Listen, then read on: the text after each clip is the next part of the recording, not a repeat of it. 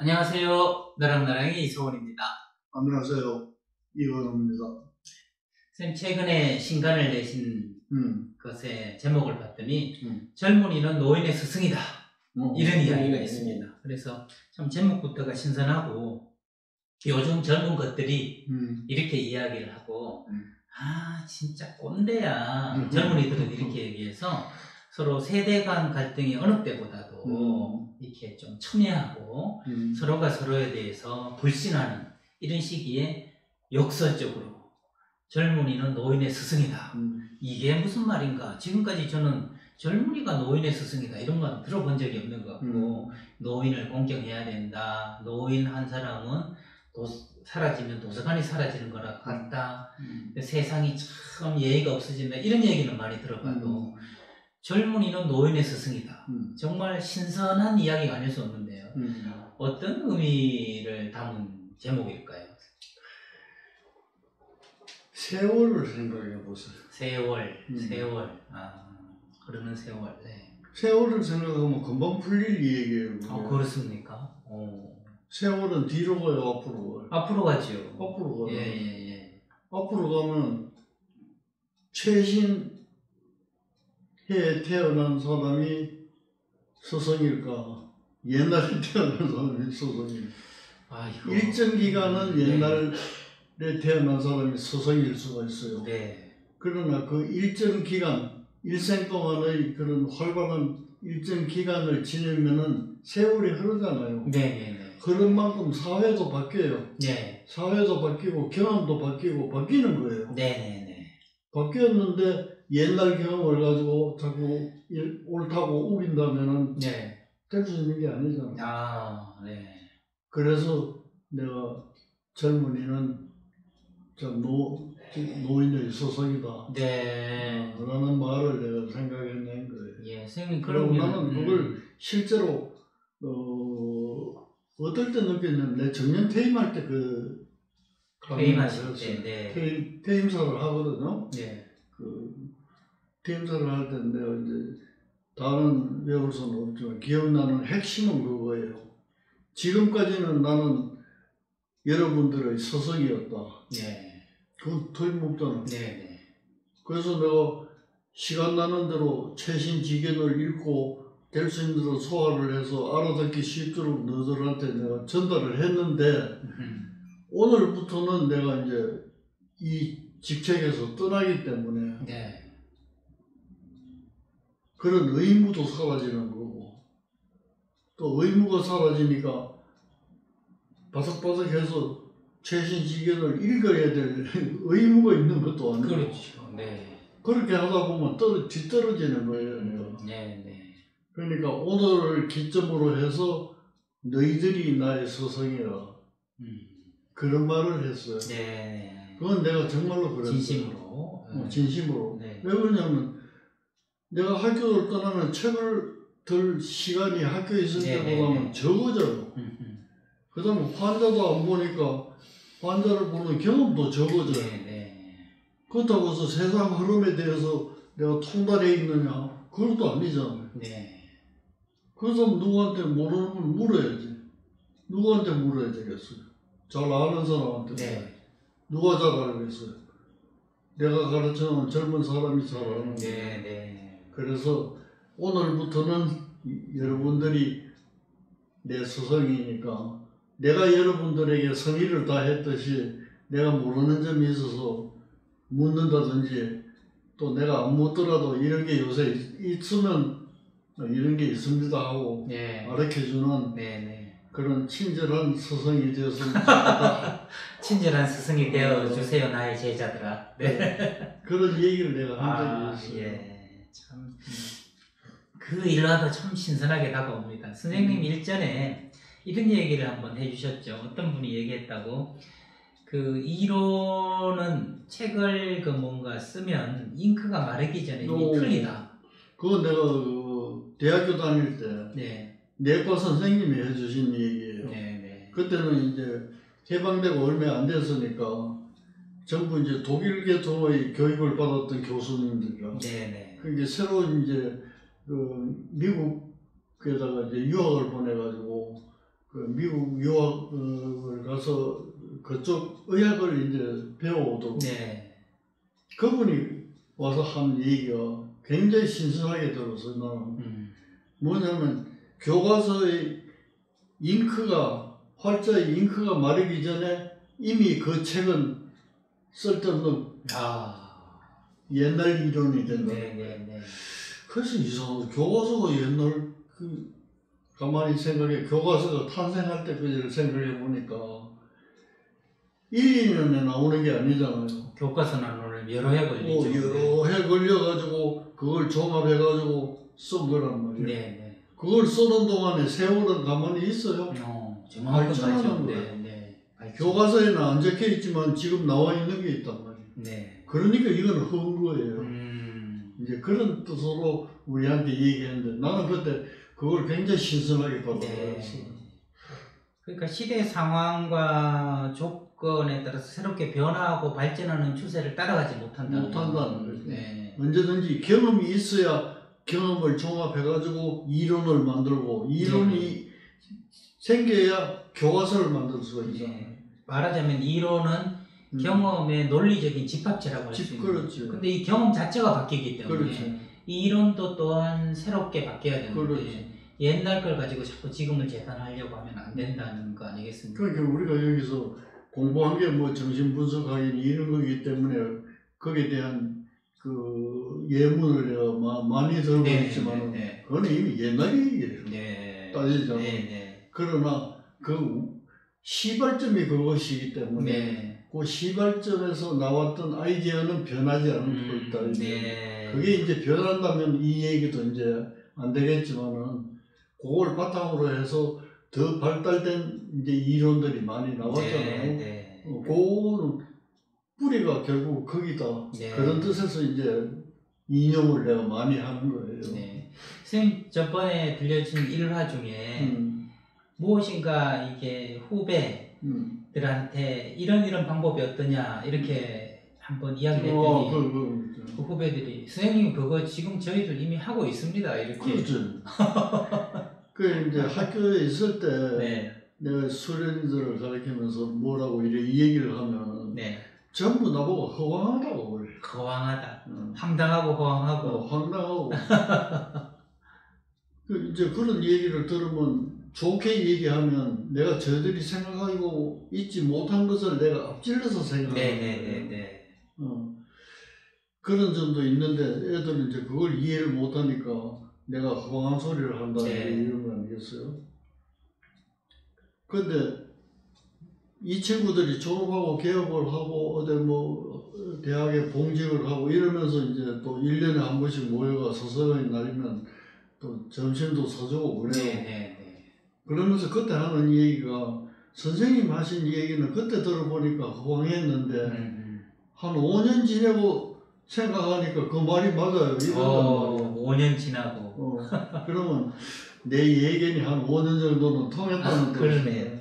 최소한 미니멈 5년이다. 그래서 이제 그 요새 만나는 이제 제자들한테 내가 또 이제 그때 5년이라는 생각이 나서 또 내 딴에는 이제 좋은 아이디어라고 뭐라고 이런 거 너들도 한번 해봐라 이러면 선생님 그거 이미 하고 있어. 이거는 뭐냐면 내 아이디어가 정세월을 따라가지 못한다는 뜻이에요. 그때는 좀 참신하게 한 5년 정도 앞을 내다볼 수 있을지 몰라도 지금은 따라가지 못한다는 뜻이에요. 그런 뜻이기도 하지만 반대로 보면 그 시대에 이미 이때를 예견했다는 뜻이기도 하죠. 그렇죠. 그 뭐 선구자였다고 해야 될까요? 선각자로 이미 나는 이 추세를 10년, 20년 뒤를 내다봤다. 선생님 한편으로는 저는 이렇게 제목을 제가 책을 쓴다면 그래도 노인이 나의 스승이다. 젊은이의 스승이다. 이렇게 또 저는 쓰고 싶어요. 예를 들면 그거는 쓰지 않더라도 그렇게 생각해야 돼.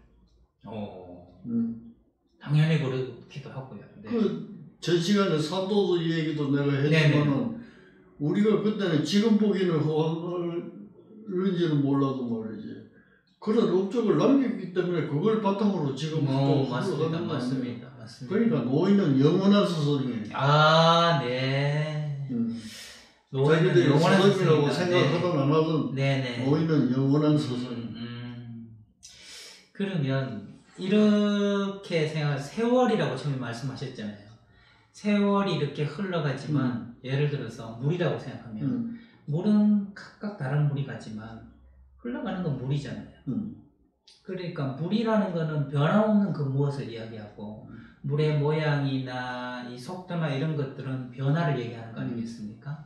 그래서 늘 변하지 않는 것과 변하는 것이 있는데 노인이 제공하는 것은 아무리 변해도 변하지 않는 그 무엇인가 핵심, 본질, 근원을 이야기를 하고 젊은이들은 단지 그것만 딱딱하게 가질 게 아니라 이것이 변하면서 각각에 맞게 적용되는, 그렇다면 서로가 서로의 스승인 거고 노인은 영원한 스승이다 라는 말이 맞는 것 같아요. 그렇기 때문에 뭐 공자님, 소크라테스 이런 분들은 정말 노인이잖아요. 지금으로 생각하면 예수님, 석가. 그런데도 우리가 끊임없이 거기서 변하는 세상에서 그분들의 핵심을 깨닫고 아 그렇구나 하고 다시 돌아가곤 하는데 그러고 보면 선생님이 지혜란 무엇입니까? 하고 제가 한번 여쭤봤을 때 현실에 잘 적응하는 거다 이렇게 말씀을 하셨거든요.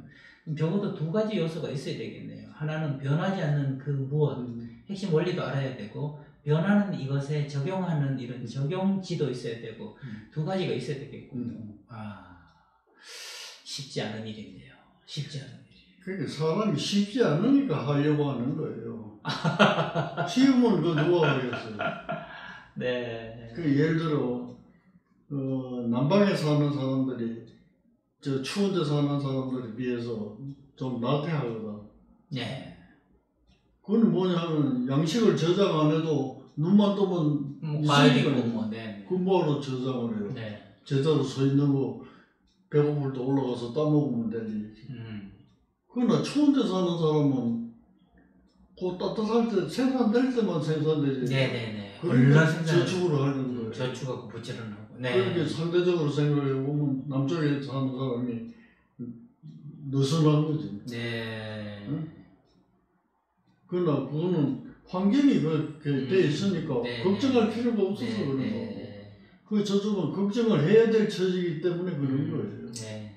그러니까 변하지 않는 조건 중에 하나는 환경이 무엇인지 알아야 되고 그리고 거기에 잘 적응해야 되고 그게 이제 우리 정신과에서 얘기하는 리얼리티 테스트입니다. 예. 현실 검증. 그러니까 정신병 환자하고 정신병 환자가 아니라는 구분을 하는 기준 가운데 하나도 그 현실감이에요.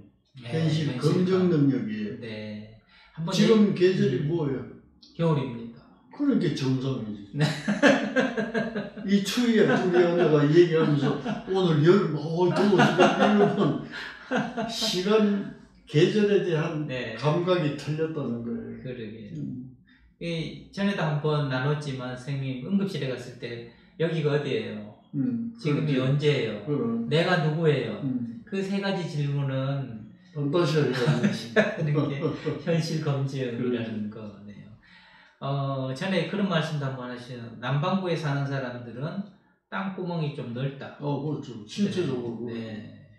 그래서 이 인류학자나 인간을 연구한 사람에 의하면 유럽 사람들이 눈이 움푹 들어간 거는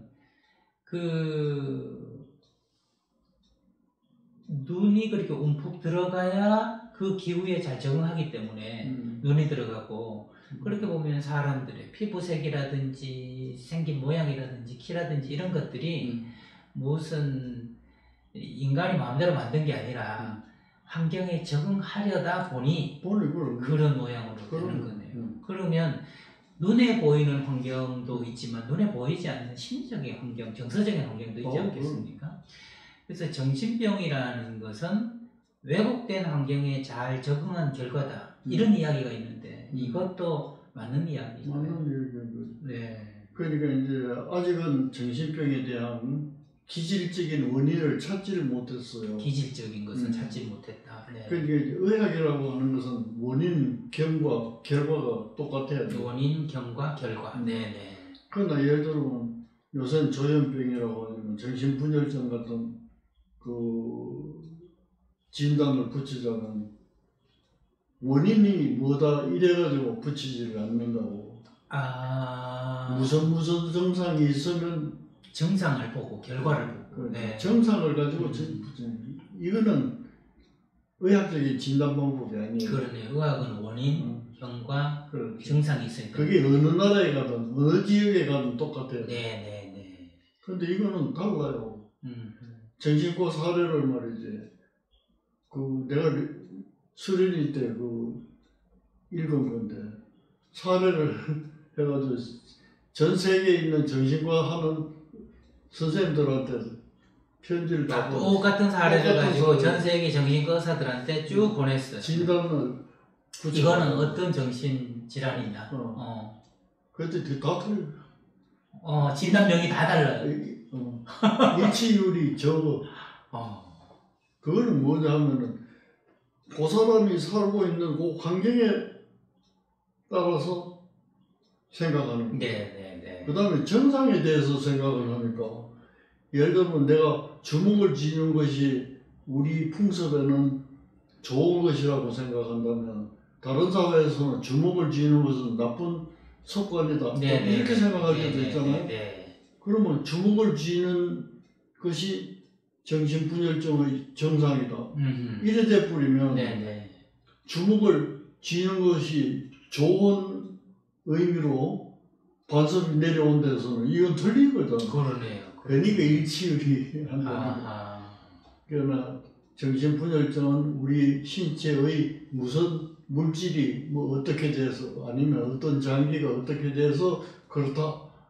이게 발견이 되면은 그건 의학이지.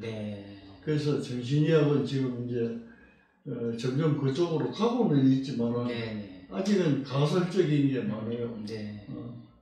그 선생님 그래서 우리나라의 그 문화적인 정신병, 우리나라에 있는 거 그게 신병과 화병이라고. 신병. 근데 이제 요때 한번 여쭤보고 싶은데 화병은 이해가 금방 되는데 신병이라는 건 뭔가요?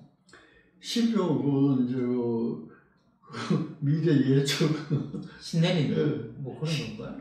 그쪽 이제 신내리는 건데 신이 내리는 때는 곱게 안 내려. 내가 보니까 요란스럽게 내려요. 야단스럽게. 고통을 주면서 내리는.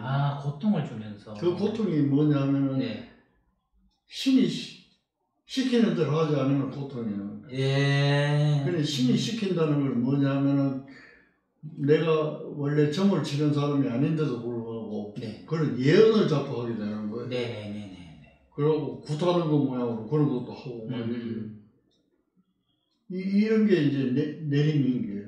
신내림이. 내가 이거 신이 시킨 대로 하지 않으면 내 일상생활이 제대로 유지가 되지 않아. 그러니까 우리가 이제 연구를 해보니까 이거는 정신병이에요. 정신병을 앓고 나서 그게 되는 거라. 그래서 이제 우리가 이제 정신병으로 자꾸 취급을 하는데 또 그것도 아니잖아요. 멀쩡하게 또 그 뒤에.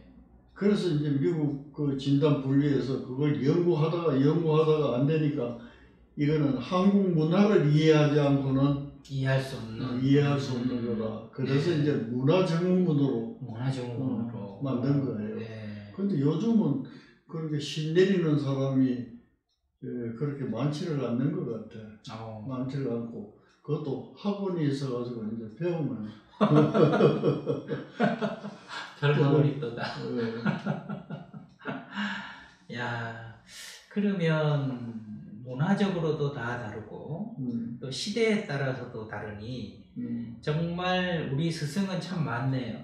그러면 문화적으로 사회적으로 다르다는 것은 어떻게 보면 젊은이는 늙은이의 스승이다, 노인의 스승이다기도 하지만 외국의 다른 문화는 노인은 우리의 스승이라고 할 수 있잖아요. 그렇죠? 선생님께서 유럽 이야기 또 미국 다녀오신 얘기 가끔 유럽 다녀오신 얘기 자주 하시잖아요. 진짜 그때 선생님의 지평이 많이 넓어지셨겠어요. 그 스승들을 많이 만났다 보니까. 특히 제가 기억나는 것은 그 인도가 네팔 어디 가셔가지고 옷을 벗었을 때 그 얘기가 그 당시 석굴이 있는데 그 제일 끝에 가면 자이나교 석굴이 있어요. 자이나교 석굴이. 네. 그 자이나교는 빨가벗고 수행을 인위적인 거는 걸치지 않는다. 그 뜻이군요. 인위적인 건 걸치지 않는다. 자연 그대로 이제 이 사람 몸도 그대로 그렇죠. 뭔가 걸치지 않고. 근데 부처님 조성해 놓은 것도 빨가벗겨서.